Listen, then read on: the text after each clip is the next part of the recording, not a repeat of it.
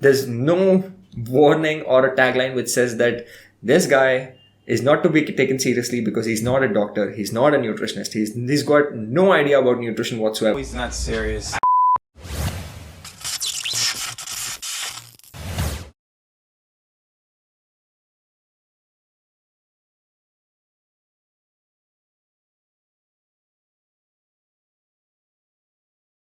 Alright, what's up you guys, you're watching Zealocity, and in today's video, we're going to be going through Somerhalder's What I Eat in a Day, because a lot of you have requested for this video, and finally, I'm going to go through his diet, what he eats in a day, what he does in his lifestyle, and I'm going to give you my breakdown as a nutrition coach. I'll tell you what I like about it, what I don't like about it, and if it is sustainable, if you should actually do it, or what's there to improve, I'll let you know all about that. Usually have a broth first thing in the morning with a bunch of supplements like vitamin stuff and green juices with my tea that I then whip in the NutriBullet with coconut oil and cacao and salt, believe it or not. So you're getting the electrolytes, you're getting the caffeine, and you're getting the fat with the cacao. So that's like a energy. Then Okay, so too many things, and I think it is very weird, especially for people like us who don't consume all these things. Like in India, like all these things are like weird. Like if you wake up in the morning and tell, do one thing, mom, take a blender and add some green tea and throw in some cacao and some salt and coconut oil and blend it all, and yeah, I want that for breakfast. Sultan, अबे रुक. Hey Sultan, hey, क्या कर रहा है अबे? The next thing you know, you're back in bed or chupchap eating your poha or besan ka chila or something like that, right? So anyway, so jokes apart, this is pretty good. If he actually likes doing this in the morning, then hey, what's wrong about it, right? So green tea, nothing wrong about it. Bone broth, which is actually very nutrient dense, so kudos to that. And he also has cacao and coconut oil and a pinch of salt. So hey, it's a balance of nutrients. You're getting a good amount of healthy fats from the coconut oil, you're getting nutrients, electrolytes from the salt, and as he told, the caffeine from cacao, and like it's energy. Boom. You know what's even better for energy, especially if you want to hit the gym? Simple, quick digesting carbohydrates. Something like fine oats, or something like quick digesting fruits, something like banana or apple, or even apple is good. You can even have some watermelon, some papaya, something like that, some fruit before workout, because that helps you with, hey, glycogen.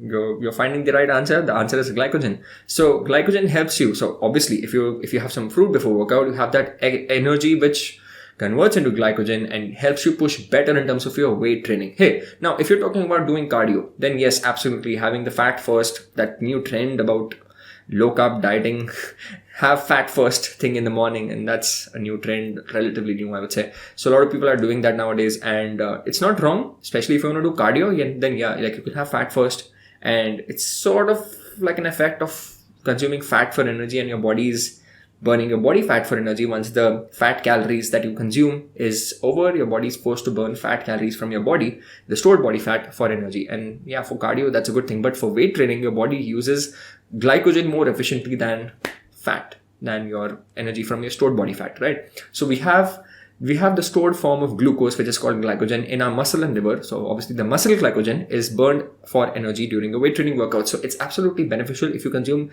a good carbohydrate rich meal.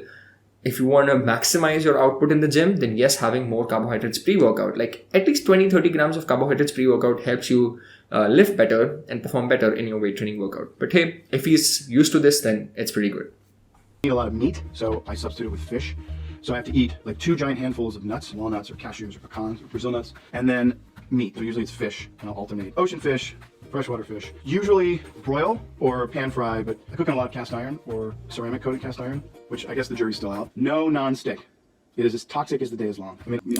Okay, so the non-stick part, the toxic part about the non-stick, let's come to that later. So he usually has more fish than he consumes meat. So maybe for whatever reasons he does that. Fish is actually really healthy, really rich in protein, really rich in omega-3 fatty acids, which are the healthy fats, and definitely pretty good. So it's good to consume fish, and he does freshwater fish and saltwater fish. So Like that's absolutely fine. And there's 2 handfuls of almonds or walnuts or pecans or nuts or something like that, or Brazil nuts or something, and then the fish, right? So that's pretty good. That's like a very heavy, nutrient dense, like healthy, fat rich meal that he's consuming, and that's pretty good. Coming back to the non-stick thing, if you nitpick about everything, then it really gets hard to even breathe the air that you actually breathe, right? So well, hey, there's lots of toxins around in the air that you breathe. So will you stop breathing? So there's no strong evidence. There's no strong evidence to actually prove that non-stick cooking, like cooking in non-stick cookware, causes cancer, like it has any cancer causing properties, or it kills you, or it causes any problems. We don't have solid evidence to prove that. And well, here, the same thing could be told about iron and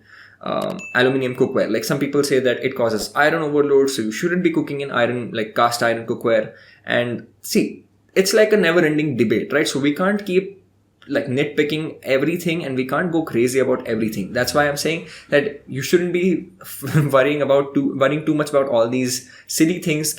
Like in what cookware should I cook my food? Just eat the good quality foods. Make sure that the quantity is good, and you don't have to worry too much about, well, cast iron cooking causes iron overload and non-stick cooking causes cancer, so I should just eat raw food, and raw food causes bad digestion. So like, what are you going to do? Like, you have to do something, right? So just do whatever you like and whatever you think is good for you. Long story short, just consume in whatever cookware you find comfortable in. That's it. Like, you don't have to go crazy about no non-stick or no iron or no this or no that, okay? Stick as the day is long. I mean, on the stove, cast iron or ceramic coated cast iron, lemon, a little bit of high heat oil like sunflower oil or something, and salt. Boom, lid, steam it. And then I eat 2 giant handfuls of vegetables. So whether it's root vegetables, steamed vegetables, spinach, anything. So 2 of those on a plate. Gobble that. Nick also makes me. Okay, so he consumes with the fish. He consumes a little, like lots of vegetables, root vegetables or steamed vegetables or green vegetables, whatever he consumes. It's pretty good. Obviously, like we know, obviously, that vegetables are really healthy, really good for your digestion, really good for your satiety factor, really good for your nutrients and everything. So obviously that's great. Stuff and then we sit there and I'll eat that too. So it sounds kind of insane, but when you eat really clean, you're eating tremendous amounts. It's hard to do that because that requires tremendous amounts of packaging and plastic, right? So most of the stuff we get is farmer's market stuff, or we grow it. I love trying to really cut all this waste, but I live like a tornado. Okay, so I like how he talks about cutting out plastic and getting his fruits and vegetables, like, or the groceries from farmers markets. So it's always best to minimize waste as much as possible. Nowadays, it's become so hard and fast that people want to order everything, like the food that you order, the groceries that you order, it all comes in plastic packaging. So if you want to reduce that plastic waste, then it's best to carry your own containers. Go to the farmer's market, like just sabji mandi that we have in India. Like you can just head out to the sabji mandi and then carry your own cloth bags and take all the vegetables that you need. That's exactly what we do in our household. We get all the vegetables from the local vendors and we carry our cloth bags. So you're cutting out a lot of plastic waste. Buy it in glass from farmers markets, and what they do is they buy it in bulk. It's saving 65 bottles. 65 plastic bottles. So if you have 1 million households doing that, that's just at 1 million. That's 65 million bottles a month you're saving. Lunch, again, is going to be... Okay. I really like how he talks about cutting down plastic waste. Now, this is something, now it might seem a little boring for you, but this is actually really important for the planet altogether, the environment altogether that we live in.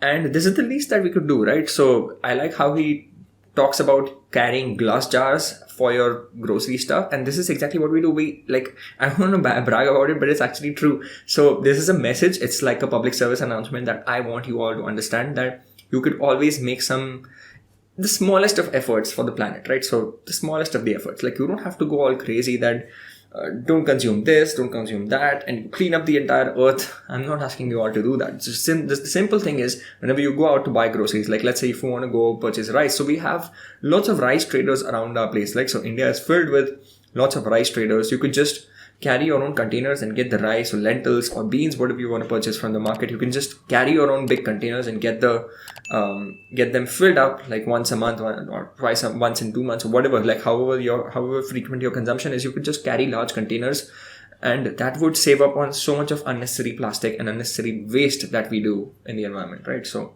just a small thing that we could do.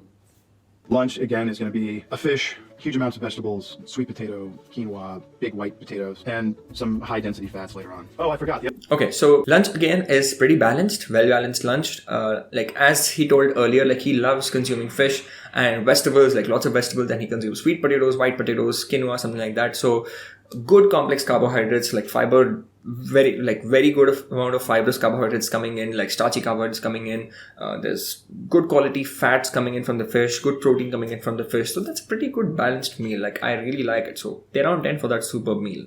And people forget, yes, sugar is the devil. 1/5 of all the sugar and 1/5 of all the oxygen your body intakes, your brain uses. So you have to remember to give it that. I always deal with it. Okay, so now I don't really understand the point behind this. Like what the hell was he even trying to say with this? So yes, sugar is the devil, and 1/5 of all that is like some nonsensical stuff being told. Like I'm sure there was something going in his mind, like which made sense to him or someone. He might have heard it from someone, or he just I don't know what's going on in his mind. Like, see, obviously I'm not a psychic. I can't read minds, and especially not through a screen, right? So I can't do that. But I can say for sure that sugar is not the devil. So we need to really stop blaming food in particular, any food in particular, for our irresponsible eating habits. Like this is what happens.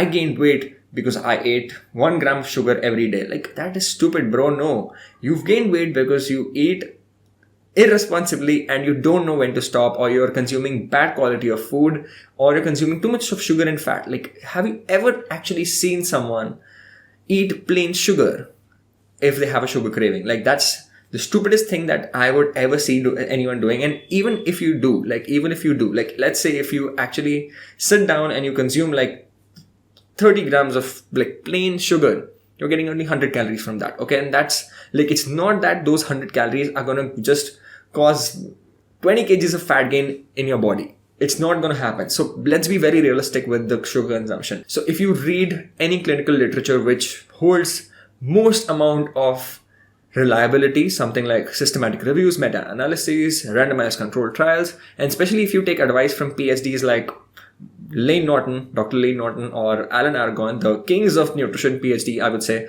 So it's one of the best people to take nutrition advice from. And if you actually read the research papers that they post on their Instagram handles frequently from time and again, sugar consumption in isolation does not cause fat gain. It's always the combination of sugar and fat which causes fat gain, because it's so hyperpalatable. Like let's imagine cheesecakes or pastries or burgers. It's a combination of carbohydrates and lots of fat. So you're not just going to consume bread in isolation. You're not just going to consume rice in isolation, but you pair it up with something which gives you flavor. And that's mostly going to be oil or ghee or like some cheese, right? So it's always going to be that which you pair your foods up with, like sugar paired up with fat. It's a crazy combination. You can't stop eating it, like cheesecake, right? So if you cut out the sugar from the cheesecake, it's boring as hell. If you cut out the cheese or the fat content in the cheesecake, it's still boring as hell. So it's not just the sugar, it's not just the fat, but the combination of both, which actually makes it hard to stop and makes you keep eating more and more, and ultimately makes you gain weight. Okay, so let's stop blaming sugar or any one food group in isolation for gaining fat. Not carbohydrates, not fat, not ghee, not egg yolks, not meat, not sugar. The properties. Every dinner, we make sure we get home as a family. Dinner, again, is super crazy healthy starches: potatoes, sweet potatoes, yams, quinoa, gluten-free pastas, fish, vegetables, or a lot of times no animal proteins. You know, you can take one big head of lettuce, cut it up, put it in a cast iron pan, water and salt, cook it down a bit, boom, olive oil, spices, whatever you want, and bam, you have this like amazing meal. You can put it over rice, quinoa. You get incredible amounts of nutrients and carbohydrates and proteins from dense, amazing vegetables. The planet's better for it. Nope. No, I refuse to believe that he just said that, because the way he started off, he sounded really wise, and it really sounded as if he knows a good amount of, like he holds a good amount of knowledge about nutrition. But now when he talks about it, I feel like, whoa, okay, bro, you got to stop. You got to stop right there, because there's something like people do get influenced from, and there's no warning or a tagline which says that this guy is not to be taken seriously because he's not a doctor, he's not a nutritionist, he's got no idea about nutrition whatsoever. Like what he knows is from individual standpoint, like what he's done for himself, not like he's coached a lot of people or not like he's done a lot of research papers, right? So it's not like he's reading clinical trials day in, day out, like what we do, like coaches, like it's our job. We have to read clinical literature and update our knowledge. And we have experience with our coaches, with our clients, and that's how we actually know, okay, this might be a possible situation, in this medical condition. So we need to add this food or remove this food, something like that. So, like in this case, vegetables do not contain protein. And even if they do, even the tiny bits of protein that you get from vegetables, the amino acids are going to be lacking. So you're not going to get the amino acids, all the essential amino acids that your body needs from vegetables alone. Okay, so if you're consuming vegetables for protein, that is one of the stupidest things on planet Earth. Talking about having vegetables, talking about having fish, talking about having nuts, I really like that. I really like how he talks about reducing plastic waste. But hey, not everything that a celeb says has to be 100% correct, right? So you have to take it with a grain of salt. So vegetables do not contain enough protein, and even in the tiny bits of protein that you get, you're not going to get the essential amino acids. So don't consume vegetables thinking that you're getting enough protein. You're not. Yes, if he would have told that, yeah, if you consume lentils and beans, then you're getting enough protein, I would still nod a yes. I would still give a yes to that, but not just for proteins. Like even mushrooms or broccoli for that matter. People would like to believe that mushrooms and broccoli gives you enough protein, so you don't need to consume meat. It's absolutely stupid, bro. No, not happening. Okay. Like if you consume like 100 grams of broccoli, you're going to get like hardly 5 to 7 grams of protein. And 100 grams of broccoli is actually too much. Okay. And you're not going to get all the essential amino acids too. So like that's a very poor choice. So you'd rather be better consuming 50 to 60 grams of cooked lentils for protein, or cooked beans for protein, rather than having vegetables for protein. Talking from individual standpoint is very stupid, and you cannot make universal rules based out of what you have done and what works for you. Correct? So it's like someone saying that I've been consuming cigarettes and alcohol from the past 35 years of my life and I have no health issues whatsoever, which means you're not gonna ever have health problems due to cigarettes and alcohol. Well, isn't that stupid, right? So it's always a bad idea to take everything that a celebrity says like with 100% certainty that, okay, everything is true. No, it's not going to be the case. Okay. So there's always going to be some flaws in the advice that you get from celebs, and it's not wrong. Like they don't have to be professionals, right? They're not professionals in the field of nutrition and health. So they don't have to say everything right. But what they do have to do, like it's a duty for everyone who's not a professional in the field. Just be clear, man. Like, come on. Like, you could just say that, hey, this is what works for me. So you could try it if that works for you or not, because I'm no health guru. So I wouldn't want your health to be compromised in this state, right? So I would really appreciate that. But hey, all in all, the plan looks good. Like what he eats in a day, it looks pretty healthy. And as long as he loves it and he can stick to it for the rest of his life, that's pretty good. So you don't have to do it in the short run. A diet is best when you can do it sustainably, what you can do in the long run and what suits your body, what you like doing. And if it gives you optimal energy function, like optimal hormonal function, optimal energy, optimal sleep, if your workout is going better, then pretty good for you, right? If it's working for you, then it's absolutely healthy in the long run. Alright, so that's it for today's video. And if you have any future suggestions for my videos, you can write down in the comments and I will definitely consider your valuable comments. And if you like this video, then you know what to do. Hit the like button, share this video with your friends, family members, gym buddies, and in your WhatsApp groups. I would really be grateful if you could share this video with more people, and subscribe to the channel if you have not already. Hit the bell icon if you want to get notified whenever I post new videos. This is my Instagram. If you want me to help you with your personal nutrition programs, or if you want my team to help you with it, then you can head over to my Instagram, or you can write an email to me, and I would love to help you out with my programs and with your health. And thanks again for watching. Stay tuned for more interesting content. I will come very soon with another informative video for you, and I will see you in the next video.